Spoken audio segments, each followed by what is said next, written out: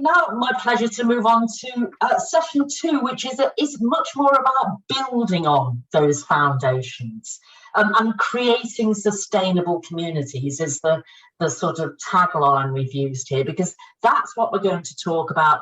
This is what we're going to hear about different initiatives and ways of doing that, some of which are absolutely, traceable really to Owen's great work. So our first speaker is Neil McInroy, who is a senior fellow for the Global Advancement of Community Wealth Building at the Democracy Collaborative in the US. Some of the UK audience will know Neil as former chief exec of the Centre for Local Economic Strategies, CLES, which is the UK national organisation for local economies, doing fantastic work with the Cooperative Council's Innovation Network as well. Neil is also a community wealth building advisor to the Scottish Government. Neil, it gives us great pleasure to invite you to give your presentation. Thank you. Thanks, Scilla. I've got slides to share, and I'm in one of these sessions where I think I wish the last session went on a little longer and less of me. It was fantastic, and as a non-historian, I found all that really, really fascinating. And also, before I start, I mean, I visited New Lanark as a 14-year-old, I think, in Scotland as a school trip, an economic geography school trip. And I think I became an economist and economic geographer. So I think Robert Owen, in some senses, influenced me probably inadvertently from that very early day of me visiting New Lanark. So I'll share my screen and somebody's going to tell me if it's working okay, hopefully. Is that working all right? Something's coming up. I think it's still loading. Yep, that looks good. Oh, yes. Neil. Is that good? Yeah. Brilliant. I'll fire on. So history lives on, doesn't it? It lives on and it's refashioned in the future and the present because we're always exploring the human condition, isn't it? So it's a really important day today, and it's a pleasure to be here. And there's sorry, Neil, you need to enlarge it. Yeah, do you want to put that in presentation mode? Sorry, Neil. Thought let me start again. I've got a double screen. It's a pain. You just need the slideshow view, Neil. Yeah.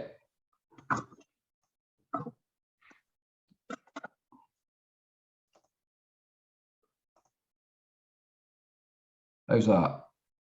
We can see your other screen, and that's perfect. Thank you, Neil. Yeah, sorry about that. It's yeah. So yeah, I'm just going to talk a little bit about community wealth building, a little bit of theory, and then kind of how it's been practiced. It's fit, and the first thing I say is, what is community wealth building? Well, here's the USA definition, and you'll see how it resonates with what we've just been talking about. Community wealth building is an economic development model that transforms local economies based on direct community ownership and control of assets in place. It challenges the failing approaches that have been widely accepted in American economic development for too long, and addresses wealth inequality at its core. And the essence of community wealth building, it says, yes, we need redistribution of wealth, but it's also about pre-distribution of wealth. It's about actual fundamental questions of ownership as a means to not just think about the economy and people getting their just desserts after economic production, but also during. And I mean, we, as an economist, the wealth is the kind of defining feature of all economies. Who owns it, who controls it, and who benefits from it. And the goal here in community wealth is to create an economy where wealth is broadly held, locally rooted, so financial resources recirculate locally. And for Aldous Huxley fans, this is about opening new doors of perception of how we think about the economy. LSD, localise, socialise, and democratise.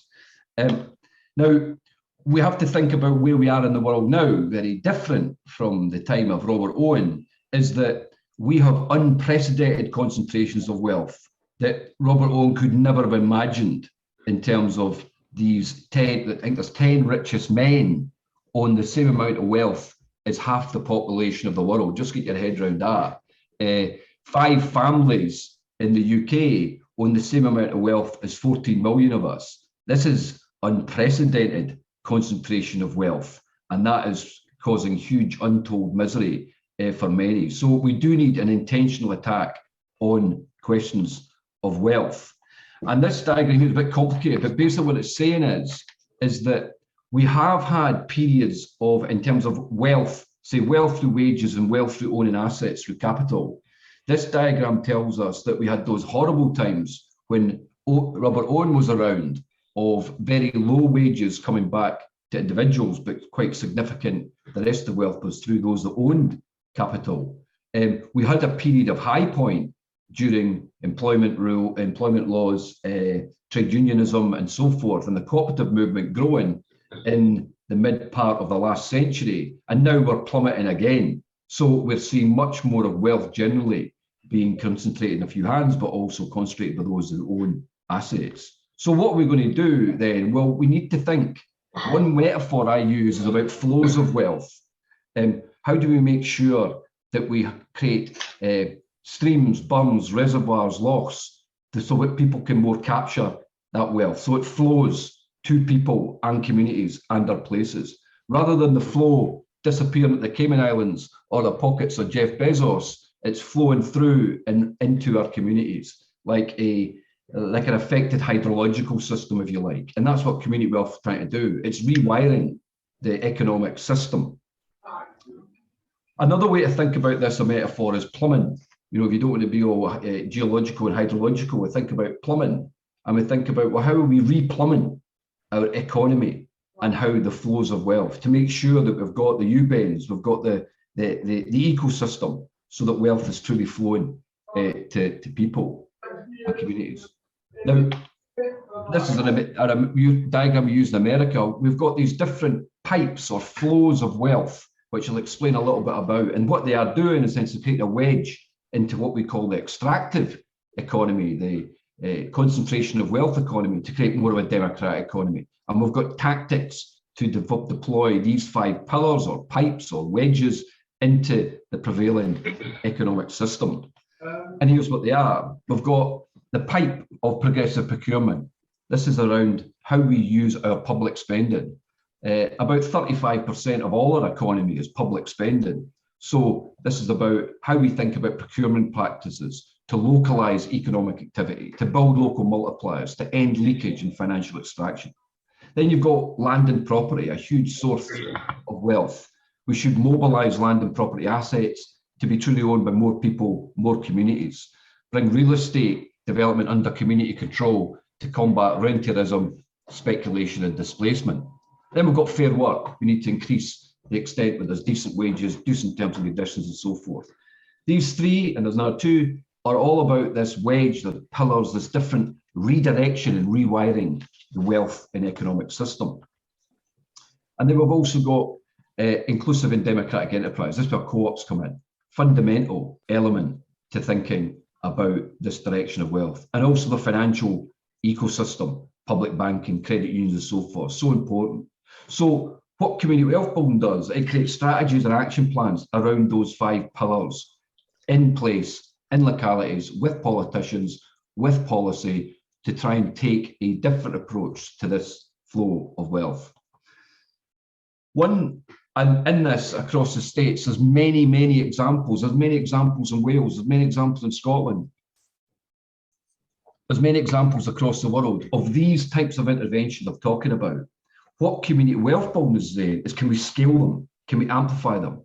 The solutions is not the problem.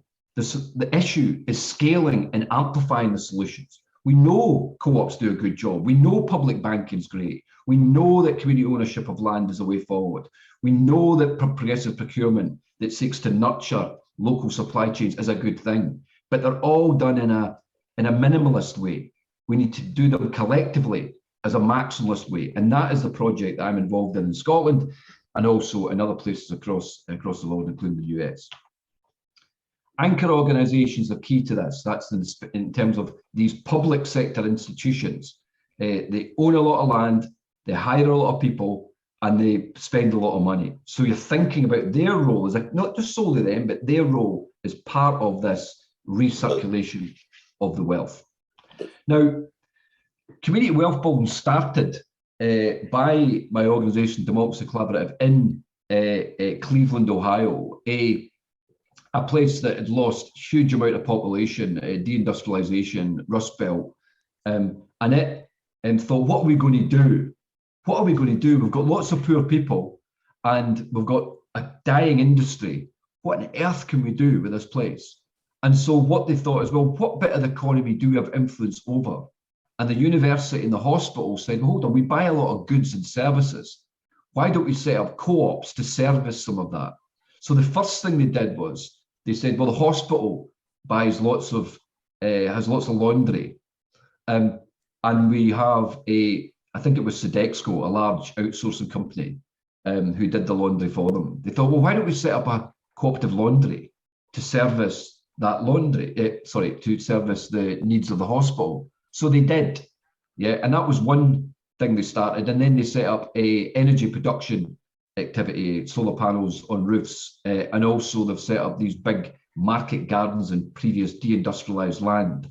This was formed out of a massive crisis, but it started to use, if you like, the principles of Robert Owen and starting the principles of community wealth building and saying, let's redirect the wealth that we do have to particular types of economic activity. And now you've got a growing ecosystem of co-ops happen in Cleveland. That was the genesis of this, if you like, the starting point.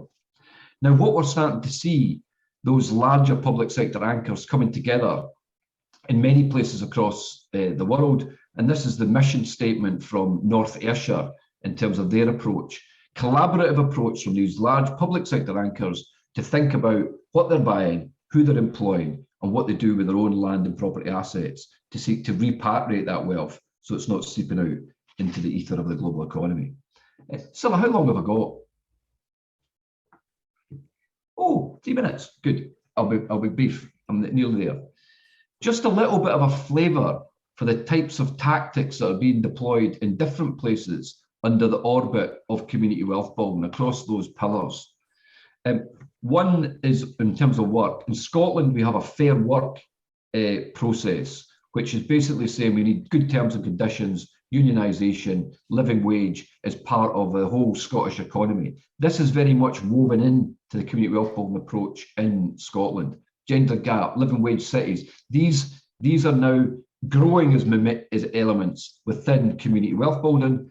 Singularly, they're fine, but combined with all the other pillars, they represent a more whole-scale attack, a more maximalist attack on the problems of wealth extraction and a failing economy for communities and people.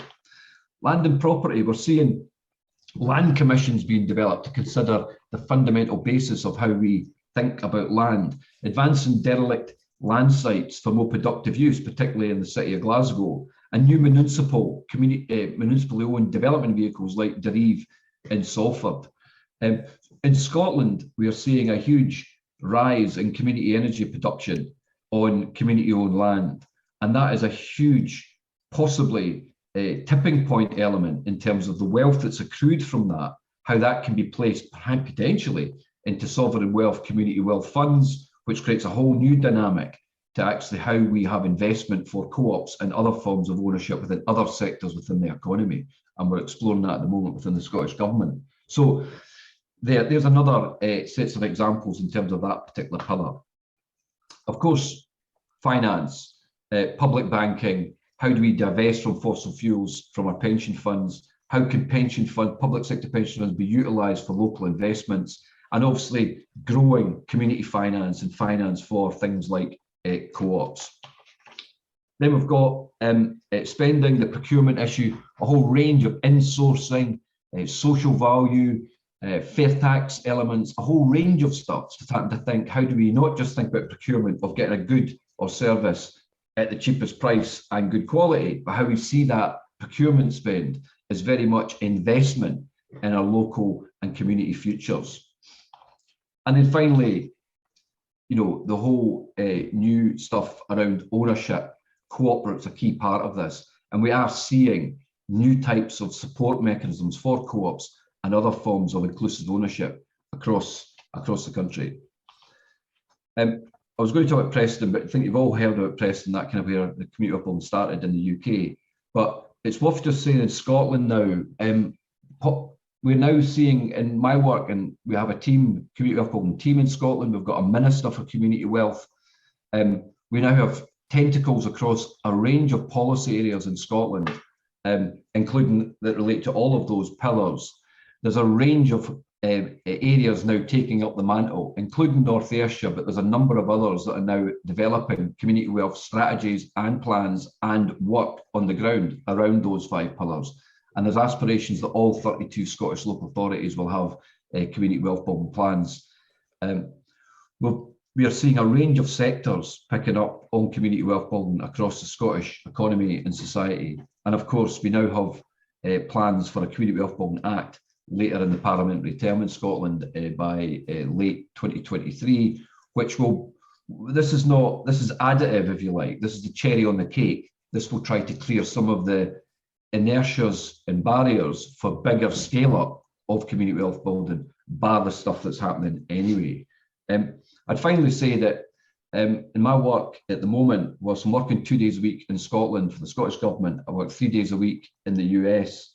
We're now seeing this movement growing quite significantly. In a conversation with Sydney, New South Wales, in Australia, a number of US cities that we're directly working with.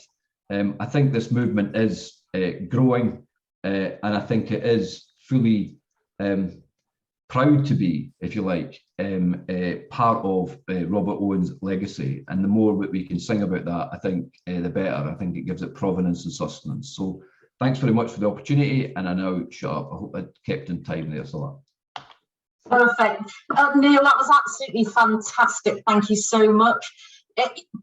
Well, resources of hope, the idea of building that movement internationally, which of course is what cooperation is all about, it sort of got a bit lost, but also that recognizing local needs and initiatives and how you can actually, you know, draw on those incredible assets as communities. Absolutely fantastic. Thank you. Given us a lot to think about and certainly building on the legacy. So thank you very much, Neil. I'm going to move straight on, if I may, to Michael Brown, who is Director of Open Newtown, which is a development trust managing a 140-acre asset transfer, just the sort of thing that Neil was talking about.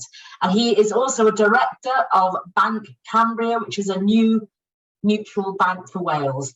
Absolutely fantastic you're joining us, Michael. Thank you, and over to you. Yeah, thanks, Scilla, and thanks, Neil. That was fascinating, and I think resonates a lot with some of the things I'm about to gallop through. So I'm a practitioner living and working in Newtown area, and I'm just going to give a snapshot of what's happening on the ground here. I haven't got a PowerPoint or any interesting slides, but I noticed my cat's prowling around, so it might make an impromptu appearance. There's a bit of light relief from having to look at me. Much of my work over the past 30 years has been in finance, but more specifically within cooperative and green finance. And in the light of the very recent report, I think this week or late last week, that we now had less than a 50-50 chance of staying below 1.5 degrees centigrade. If we're to generally secure long-term viability for our communities, we need to control, and if not own, as Neil explains, many of the foundational resources for a more sustainable and ecological economy. And key to this concerns where capital currently resides and flexes its power, and where we have to relocate it. And my contention has always been that we're just too scared of the C word. We need to call it out. Rampant capitalism is fueling climate change and hollowing out our communities, and we need a new model. We're in serious danger. So most of us on the call here, I think, would agree that to save ourselves from ourselves, we need to implement a more Owenite vision for our economy, and we need to make big wins, and quickly, if we're to achieve this. so so I'll give some of the things that we are doing here on on the ground in Robert Owen's hometown in relation to this. Certainly control over and access to affordable capital, and I'll focus mainly on that. New project that we're sort of involved with is the design and control over elements of our transport system. I'm just going to mention that as well a bit. And owning and exercising far more control over our own land is really important. And we've been quite successful here, as Stella said in her introduction, with this in Newtown. We're only a small town, we're less than 15,000 population, but we're the largest town in 4,000 square miles. So, we're a deeply rural community. And in securing 140 acres, it's this sort of blue and green ribbon that flows through the center of our community. Just in a short space of time, within 3 years, we've now created new wildlife areas, amenity spaces, new children's play parks, cycle tracks, state-of-the-art pump track, cycling hub, kayaking facilities, and we're just about to complete a flagship £2 million low energy riverside venue here on the River Severn. And it's all because we were able to take the control over that land. And so, with the land under community control, it's been much easier to then negotiate and leverage in investment capital, raise debt finance,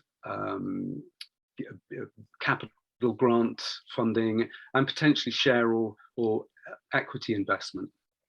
So we've had some successes, but it's all still very challenging, and we're going at far too slow a pace and not sufficient scale. As I say, we're in serious danger.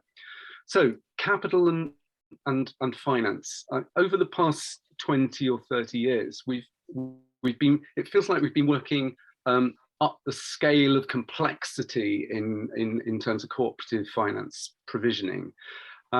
Initially, we started with credit union, with Robert Owen Newtown Credit Union, which we then sort of expanded and grew, and that's sort of gone through the usual mergers.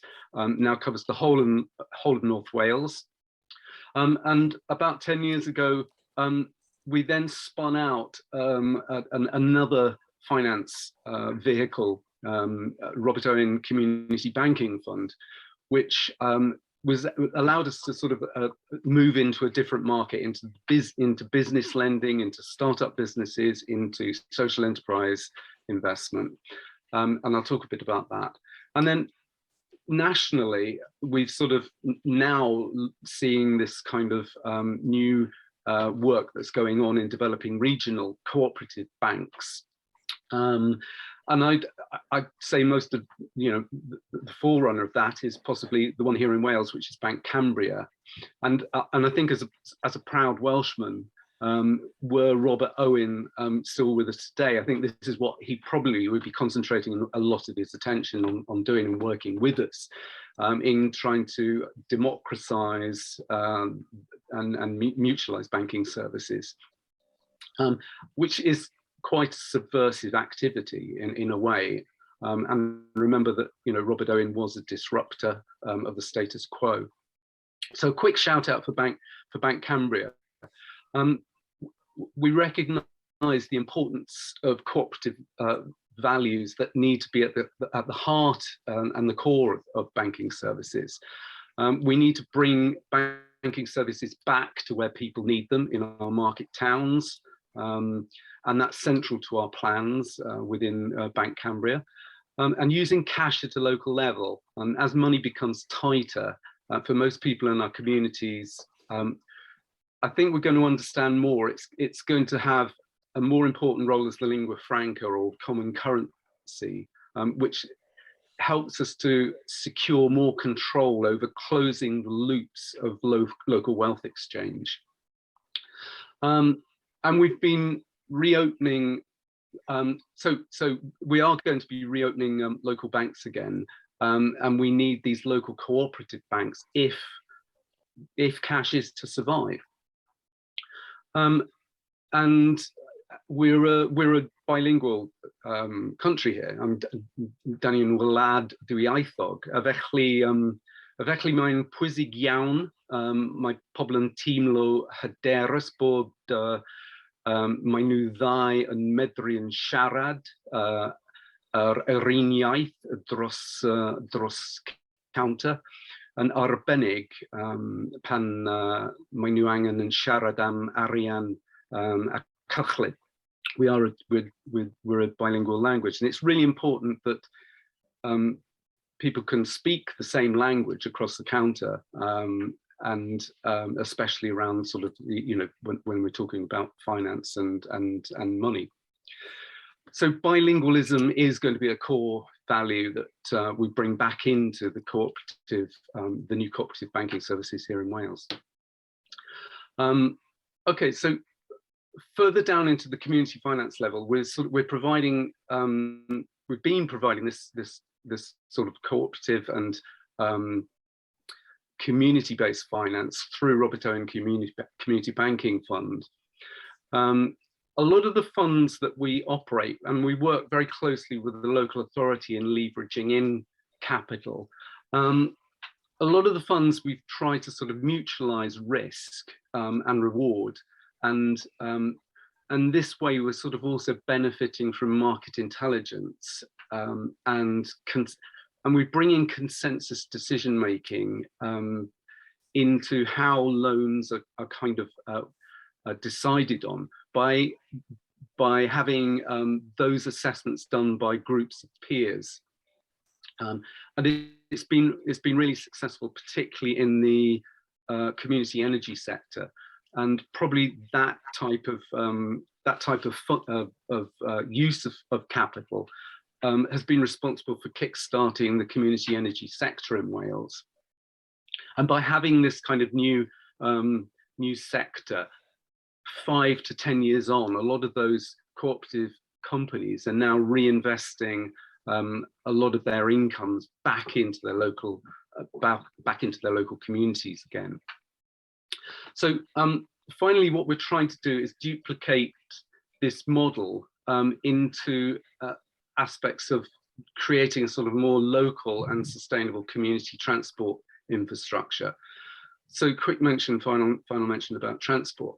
So transport poverty is another facet of poverty, and it's draining wealth out of our communities. So in a rural community like here, most people are dependent upon car ownership, and that creates significant costs to the average household.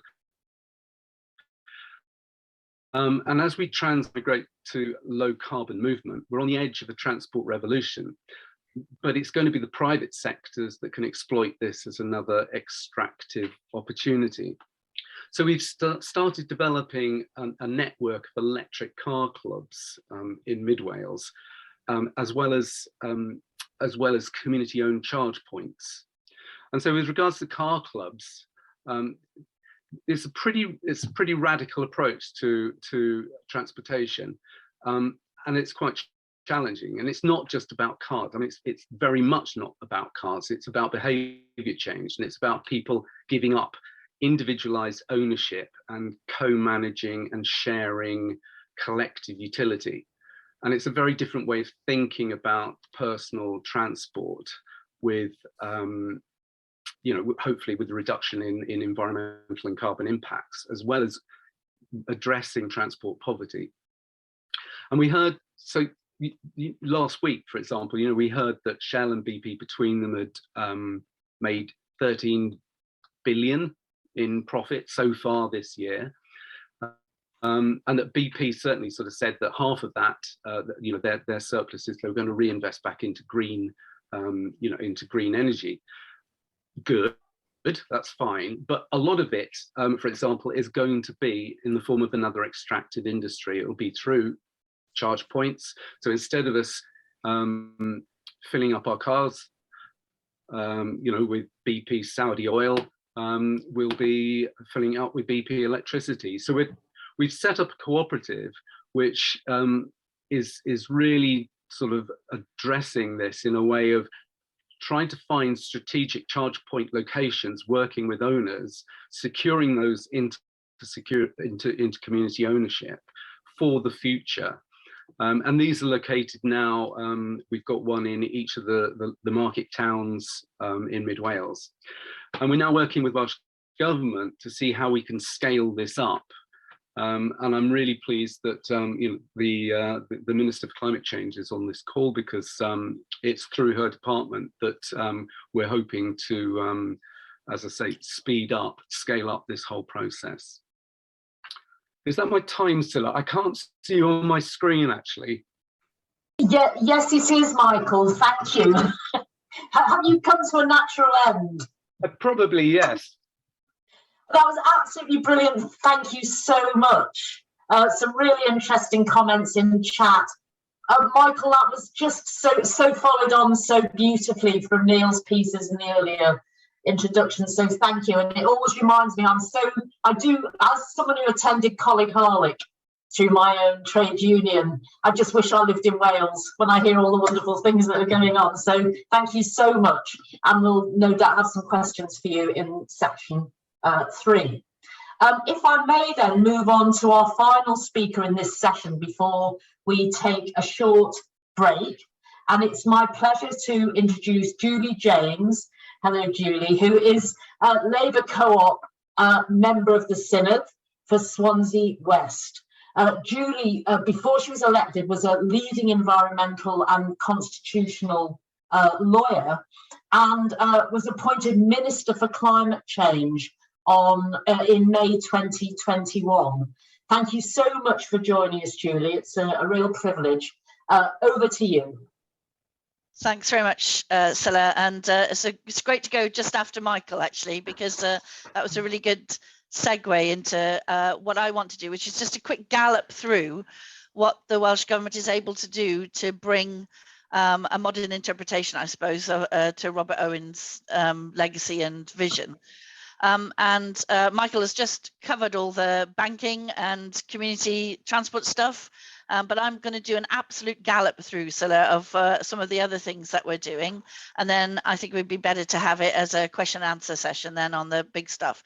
So the Climate Change Ministry brings together a whole series of levers around reduction of carbon and recovery of nature. And our First Minister, Mark Drakeford, said that it was basically the guiding principle of everything the Welsh Government will do over the next 5 years.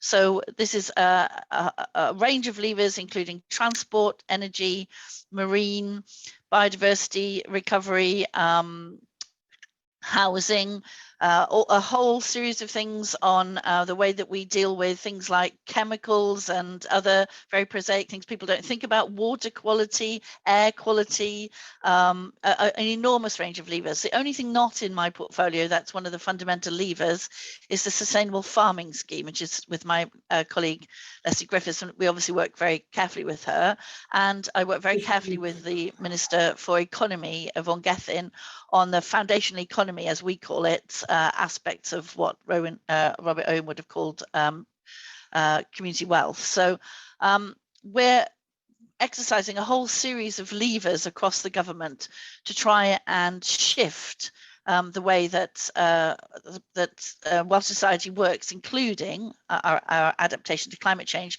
but in the most just transition that we can manage. So we have a commitment, for example, to fair work in everything that we do. We have been progressively changing our procurement policies over the last several years, not just in this most recent administration. So we have an ethical procurement charter, and I'm just about to introduce a charter for to prevent global deforestation occurring in our procurement chain in Welsh Public Services. A lot of the small levers that we use to ensure that very large numbers of small, particularly cooperative and community interest companies can tender for Welsh Government contracts, following the Preston model of the foundational economy. But we've been working on it for many years as well. We've been doing for quite some time. We are working very hard to make sure that we have good good funding for community asset transfer and for property development. So we have, for example, we have a self-build Wales scheme that allows people to get into the market of building their own home without the kind of capital that you would normally have to do that, by having developed the plans and the planning ourselves. And if you build off one of our plans, then you can get underway with that using Welsh Government funding. We're also developing a major cooperative with the what's now called Compass, the cooperative centre scheme to help community land trusts and community cooperative housing to come up. We talk a lot about mixed tenure housing across Wales. We're building 200,000 20,000 new social low carbon homes for rent. But as part of that mix, we are very keen to ensure that we have both community interest and cooperative housing as part of that mix. We're also working on not just the community transport schemes that Michael just talked about with car clubs and communal charging points, but actually a fundamental transformation of our public services, with bus services coming into public ownership and going through a franchising system so that we have a lot more local control over what bus services have. We have something in Wales called Book a Bus, which is an adjunct. Michael, I know, knows a lot about Book a Bus, to allow people to have tailored bus services basically where they live while we go through the transition to public ownership. You may know that we've already brought our train franchise back into public ownership in Wales. A large part of that is about making sure that we have community assets that are responsive to local need, very much along cooperative principles. The other thing that we're doing is looking again at some of the larger scale renewable energy projects, and we have a collaborative project with Plaid Cymru in the government called the Cooperation Agreement, and together we'll be making a state-owned energy company for Wales, which allows us to lever in a lot more community ownership into the bigger projects, not just the small community energy projects we've been very successful with already here in Wales. So we've got quite a lot of things going on in that area as well. I also wanted to get into a discussion, I hope, in this next session about what the barriers are to tackling some of the reasons why we sometimes struggle to get communities to come together to do a community asset transfer, or to come together to do a cooperative housing project. I'm very interested to learn more in practical terms about what the government can do to shift some of the barriers to that and move some of the levers. So I think overall, Scylla, my contribution is really that the Welsh Government is fundamentally on the same, embracing the cooperative principles, I suppose, throughout its efforts. But we're very keen to learn from efforts around the world to both expand that and also to do this whole issue around respreading the wealth. I was really interested in what Neil McInroy was saying about some of the efforts for community wealth building.